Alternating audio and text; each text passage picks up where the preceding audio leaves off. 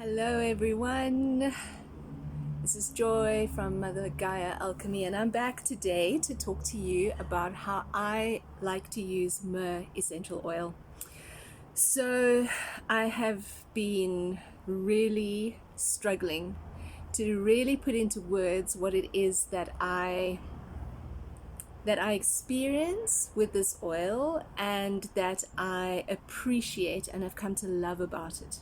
Okay, so you know now that it's called the oil of the Divine Mother or the Earth Mother, and just from that we get the sense that she is the mother.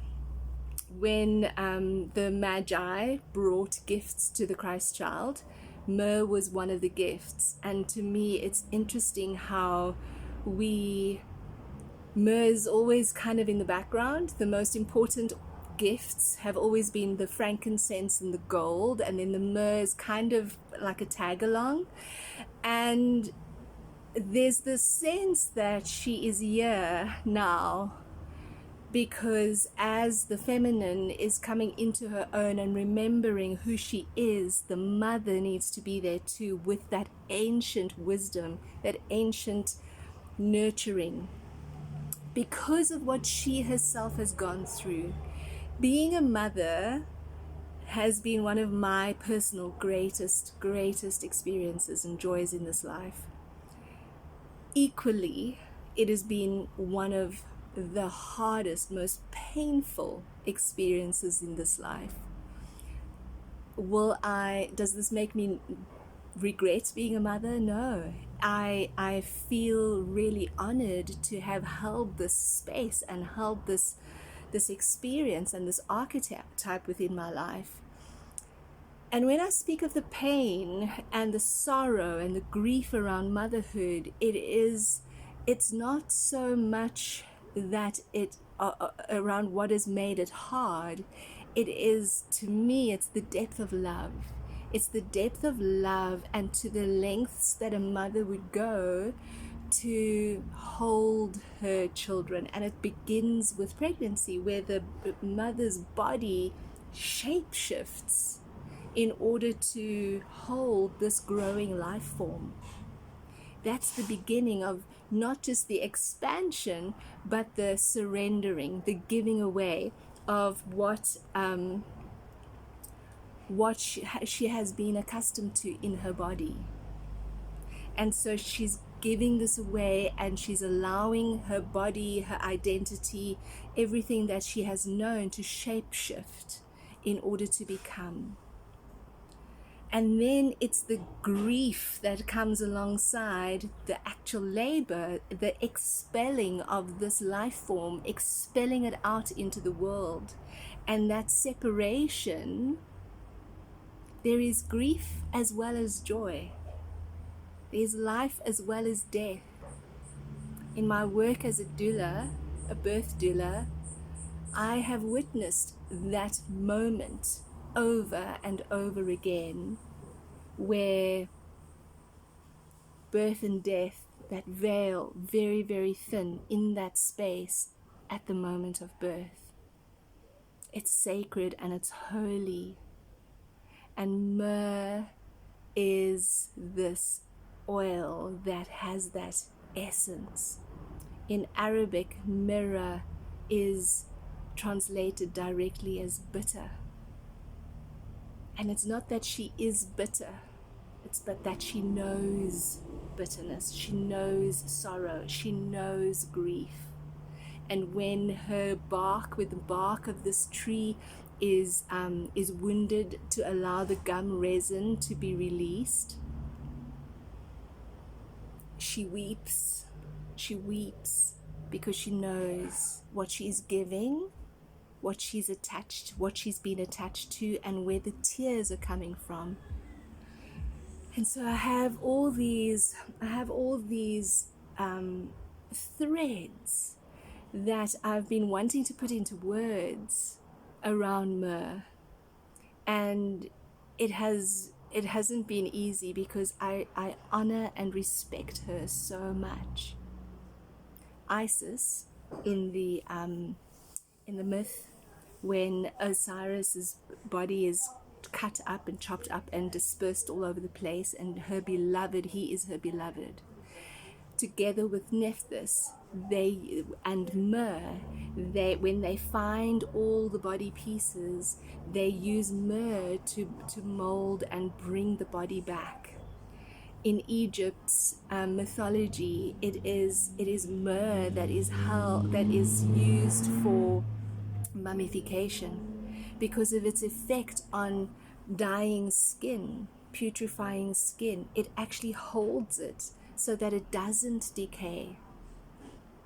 And so any skin issues, myrrh is really wonderful, a wonderful ally for skin issues. But for me, in Mother Gaia Alchemy, I am really looking at the metaphysical, the esoteric, because there's so much information on the medicinal purposes of all of the essential oils. And so for me, I'm really looking at what is it, how is it that I want to share, how I use this oil. One of the first ways that I started using myrrh when I first came across it, probably about 5 or 6 years ago, one of the first ways I used it was to take a drop, one drop. If you have a pure, clean, therapeutic grade essential oil, it's okay to do this. I put it inside my belly button, the place where the umbilical cord connected to my mother. And I put it in there, and then whatever residue is left, I just rub it around my belly. And when I'm done, what's left on my hands, I always just allow time to breathe and be with that, with the molecules. And immediately what I feel is the sacral, that seat of the womb. I feel it being nourished and held. It feels like a container that comes in and just holds it. And when you work with it up and down the spine, you can feel how it becomes a heart opener as well. You can feel how it begins to open up your third eye and your crown, and which is why, as a sacred oil, it is also being used for meditation, for connecting with the divine. But at the same time, it's also deep in the root, because this oil is also about belonging and helping you remember who you are and what you are connected to. And so when you work with this, you feel the rooting, the grounding, even to beneath the Earth Star chakra, into that incarnation chakra, which is about ancestry, connecting with your ancestry as well. This oil goes down, and as she goes down and roots and grounds you, that solidifies the space for you to then move upward and expand in the upper realms. For people who have experienced a disconnect from their mother, so think of children who've been adopted, or children whose mothers have suddenly, through some kind of disease or illness or catastrophic event, is no longer there. Myrrh. When there is a disconnect from the earth, from the great mother, and you're walking on the earth and you know that there is a call and she's calling you and she wants you to have a deeper connection with her, and you don't know where to begin. Myrrh. It's like that umbilicus that connects you. And at the same time, in some references, it says it's as though it's like myrrh is like the colostrum, that cleansing new milk, fresh new milk that comes out of the mother's breasts at birth, that cleanses the baby and cleanses the gut of the baby, preparing it for the actual milk. But it is warm and it is familiar and it is sealing and it is healing on the inside. And so anything to do with the mother, Myrrh. Closing of the bones ceremonies, if this is something that you offer in your service, or you are visiting a woman who is postpartum, Myrrh, give it to her. If she'll let you, rub it on her belly, gently, with love, in a sacred way.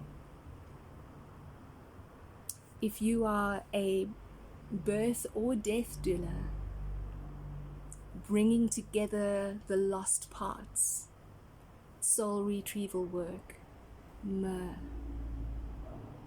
It is not lost on me that as the feminine is remembering herself and remembering and rising, so is the Divine Mother, the Great Mother. And here is an ally, a true connection to her. Frankincense is seen as the Divine Father. Rose is the Queen. Myrrh is the Mother. There is so much more that I can share about this oil, but I feel like that is what I've shared has already brought the essence, the true essence. The only other thing that is really left for me to say is that please take into account where you get your essential oils from. Myrrh grows indigenously on the Horn of Africa, on the west, Somalia, Ethiopia. These trees, along with frankincense, are its legacy. It is passed on from one generation to the next. Children from a very young age are taught how to care for their trees because this is their inheritance. And for a tree to be ready to gift its tears of resin, it needs to be at least 30 years old. And it can only be wounded once every few months, at least 6 months to a year, so that it is not this practice of extraction and just taking, but that it is held in respect and honor for the land, for the trees, and for those who guard and nurture and protect them. And so there are many middlemen who come in and they encourage the extraction mentality.